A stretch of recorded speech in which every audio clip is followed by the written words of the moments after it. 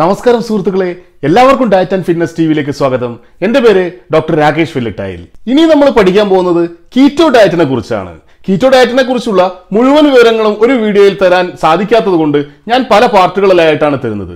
ഈ ഫസ്റ്റ് പാർട്ടിൽ നമ്മൾ കാണാൻ പോകുന്നത് എന്താണ് കീറ്റോ ഡയറ്റ്, എന്താണ് കീറ്റോസിസ്, എങ്ങനെയാണ് അത് നമ്മുടെ ശരീരത്തിൽ സംഭവിക്കുന്നത് എന്നുള്ള കാര്യങ്ങളൊക്കെയാണ്. എല്ലാവർക്കും വീഡിയോയിലേക്ക് സ്വാഗതം.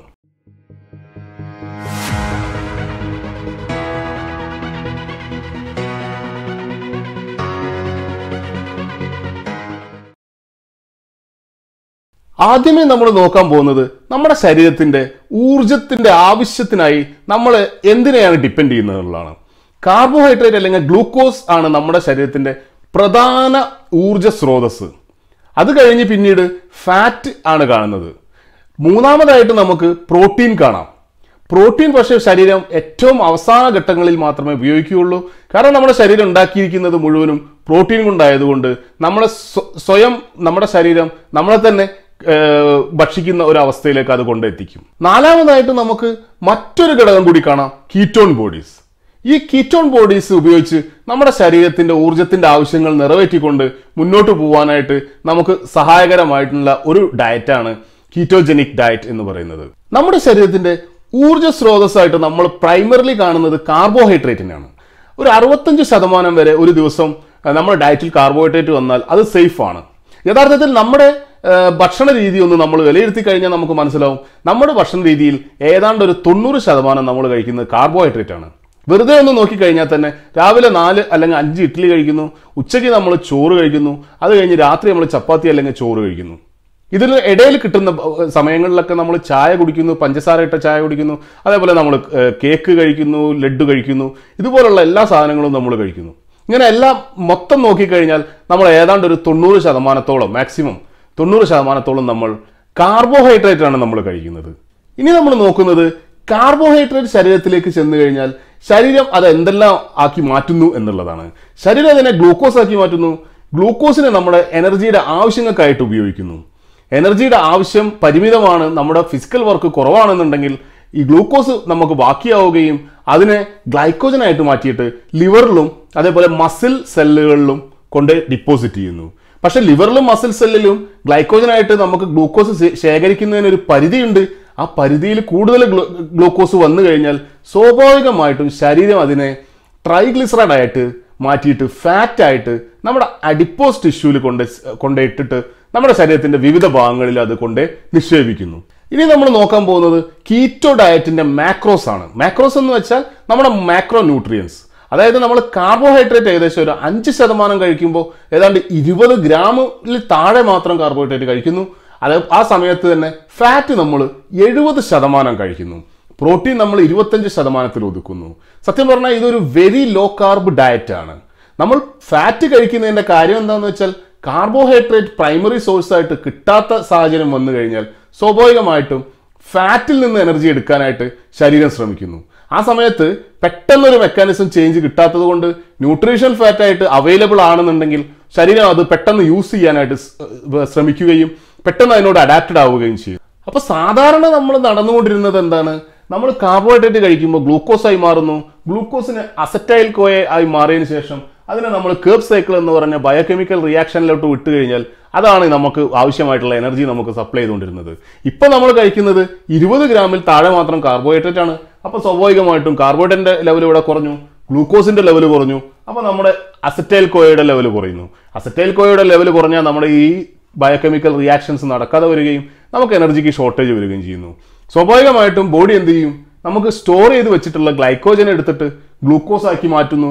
അത് കഴിഞ്ഞതിന് ശേഷം അസറ്റൈൽ കോയ ആക്കി മാറ്റിയതിന് ശേഷം വീണ്ടും ഈ ഒരു ചക്രം കറക്കുന്നു. അതായത് നമുക്ക് എനർജി കിട്ടാനായിട്ട്. പക്ഷെ നമുക്കൊരു കാര്യം അറിയാം, ഗ്ലൈക്കോജന്റെ ലെവൽ എന്ന് പറഞ്ഞാൽ വളരെ കുറവാണ്. നമുക്ക് സ്റ്റോർ ചെയ്യുന്നതിന് ഒരു പരിധിയുണ്ട്. അത് കഴിഞ്ഞു കഴിഞ്ഞാൽ ഗ്ലൈക്കോജനിൽ നിന്നുള്ള ഗ്ലൂക്കോസ് നമുക്ക് കിട്ടാതെ വരികയും വീണ്ടും പ്രതിസന്ധിയിലേക്ക് പോവുകയും ചെയ്യുന്നു.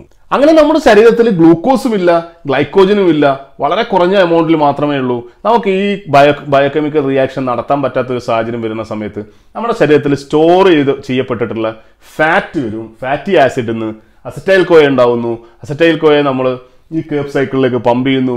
അത് കഴിഞ്ഞിട്ട് നമുക്ക് എനർജി കിട്ടാൻ സ്റ്റാർട്ട് ചെയ്യുന്നു. ഇങ്ങനെ വരുമ്പോൾ നമ്മളെ പൂർണ്ണമായിട്ടും നമ്മൾ ഫാറ്റിനെ മാത്രം ഡിപ്പെൻഡ് ചെയ്തിട്ടാണ് നമ്മളിവിടെ എനർജി യൂസ് ചെയ്യുന്നത്.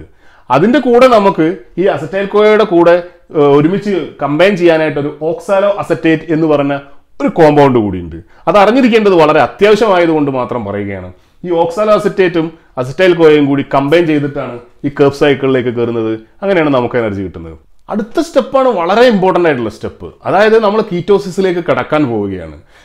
അതെന്തെങ്ങനെയാണെന്ന് മനസ്സിലാക്കേണ്ടതെന്ന് വെച്ചാൽ നമ്മൾ ഇപ്പോൾ കർവ് സൈക്കിൾ നടന്നുകൊണ്ടിരിക്കുന്നു. വീണ്ടും ഗ്ലൂക്കോസിന്റെ ലെവൽ കുറഞ്ഞു കഴിഞ്ഞാൽ ശരീരത്തിന് ചില ഓർഗാൻസിന് വേണ്ടിയിട്ട് ഗ്ലൂക്കോസിന്റെ ലെവൽ കുറച്ചൊന്ന് മെയിൻറ്റെയിൻ ചെയ്ത് വെക്കേണ്ട ഒരു ആവശ്യമുണ്ട്. അങ്ങനെ വരുമ്പോൾ ഈ ഓക്സാലോ അസറ്റേറ്റിനെ എടുത്തിട്ട് ശരീരം എന്ത് ചെയ്യും? ഗ്ലൂക്കോനിയോജനസിസിലൂടെ വീണ്ടും ഗ്ലൂക്കോസ് ഉണ്ടാക്കാൻ തുടങ്ങും. അങ്ങനെ വരുമ്പോഴത്തേക്കും ഈ ഒരു റിയാക്ഷൻ നടക്കാനായിട്ടുള്ള ഓക്സാലോ അസറ്റേറ്റ് കിട്ടാതെ വരികയും ഈ റിയാക്ഷൻ വീണ്ടും നിലയ്ക്കുന്ന ഒരു അവസ്ഥയിലേക്ക് പോകും, പ്രതിസന്ധിയിലേക്ക് പോകും. ഈ ഒരു സിറ്റുവേഷനിൽ ഈ അസറ്റൈൽ കോയ എടുത്തിട്ട് എന്ത് ചെയ്യും? അസറ്റൈൽ കോയ എടുത്തിട്ട് കീറ്റോജനസിസ് ചെയ്തിട്ട് നമ്മൾക്ക് ലിവർ കീറ്റോൺ ബോഡീസ് ഉണ്ടാക്കും. പിന്നീട് കീറ്റോൺ ബോഡീസ് വൺസ് പ്രൊഡ്യൂസ് ചെയ്ത് കഴിഞ്ഞാൽ നമ്മുടെ ബോഡി എന്ന് പറഞ്ഞാൽ ഒരു എനർജിയുടെ ഭയങ്കരമായിട്ടുള്ള ഒരു സോഴ്സ്, നമ്മൾ നല്ലൊരു എനർജി ആയിരിക്കും നമുക്ക് കിട്ടുന്നത്. കീറ്റോസിസ് എന്ന് പറഞ്ഞൊരു അവസ്ഥയിൽ നമ്മുടെ ശരീരം നമ്മുടെ ഊർജത്തിനായിട്ട് പൂർണ്ണമായിട്ടും ഫാറ്റിനെയാണ് ഡിപ്പെൻഡ് ചെയ്യുന്നത്. അതായത് നമ്മുടെ ശരീരം ഒരു ഫാറ്റ് ബേണിംഗ് മെഷീനായി മാറിക്കഴിഞ്ഞു. സ്വാഭാവികമായിട്ടും കാർബോഹൈഡ്രേറ്റ് ബേസ് ചെയ്തിട്ടുള്ള ഒരു മെറ്റബോളിസത്തിൽ നിന്ന് നമ്മൾ ഫാറ്റ് ബേസ്ഡ് ആയിട്ടുള്ള ഒരു മെറ്റബോളിസത്തിലേക്ക് ഒരു ഷിഫ്റ്റാണ് നടത്തുന്നത്. അതിനായിട്ട് നമ്മുടെ ശരീരത്തിന് ചെറിയ ചെറിയ ബുദ്ധിമുട്ടുകളും കാര്യങ്ങളൊക്കെ വരാം. അതൊക്കെ നമുക്ക് പിന്നീട് കാര്യങ്ങൾ ചർച്ച ചെയ്യാവുന്നതാണ്. പക്ഷെ ഇപ്പോഴത്തെ പ്രധാന കാര്യം എന്ന് വെച്ചാൽ നമുക്ക് ശരീരത്തിൽ നമുക്ക് തോന്നുന്ന എന്തെങ്കിലും വ്യത്യാസം തോന്നുന്നുണ്ടോ എന്നുള്ളതാണ്. നമ്മുടെ ഗ്ലൂക്കോസ് അല്ലെങ്കിൽ കാർബോഹൈഡ്രേറ്റിന്റെ ഒരു മെറ്റബോളിസം നടക്കുമ്പോൾ നമ്മുടെ എനർജി ലെവൽ എന്ന് പറഞ്ഞാൽ ചായ കുടിച്ചു കഴിഞ്ഞാൽ അല്ലെങ്കിൽ ബ്രേക്ക്ഫാസ്റ്റ് കഴിച്ചാൽ നമ്മുടെ എനർജി ലെവൽ കൂടും, പിന്നീട് ഉച്ചയാകുമ്പോൾ കുറയും. അതേപോലെ തന്നെ വീണ്ടും ഭക്ഷണം കഴിച്ച് കുറച്ച് കഴിഞ്ഞാൽ എനർജി ലെവൽ കൂടും, പിന്നെയും കുറയും. അത് ഏതാണ്ട് ഇതുപോലെ ഇരിക്കും ഗ്രാഫ്. പക്ഷേ കീറ്റോസിസിൽ നമ്മൾ നിൽക്കുമ്പോൾ കീറ്റോൺ ബോഡീസിൽ നമ്മുടെ ബോഡി വർക്ക് ചെയ്തുകൊണ്ടിരിക്കുന്ന സമയത്ത് അല്ലെങ്കിൽ പ്രവർത്തിച്ചുകൊണ്ടിരിക്കുന്ന സമയത്ത് നമ്മുടെ എനർജി സപ്ലൈ എന്ന് പറഞ്ഞാൽ DC കറണ്ട് പോലെയാണ്, ഒരേ ഒറ്റ ലെവലിലായിരിക്കും പോകുന്നത്.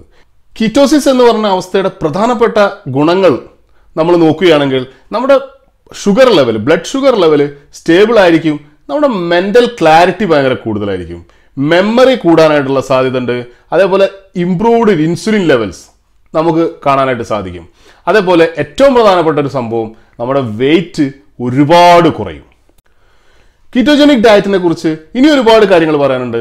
അതെല്ലാം നമ്മൾ അടുത്ത വീഡിയോകളിൽ പറയുന്നതായിരിക്കും. ഈ വീഡിയോ നിങ്ങൾക്ക് ഇഷ്ടപ്പെട്ടിട്ടുണ്ടെങ്കിൽ തീർച്ചയായും നിങ്ങൾ ഈ ചാനൽ സബ്സ്ക്രൈബ് ചെയ്യാൻ മറക്കരുത്. എല്ലാവർക്കും നന്ദി, നമസ്കാരം.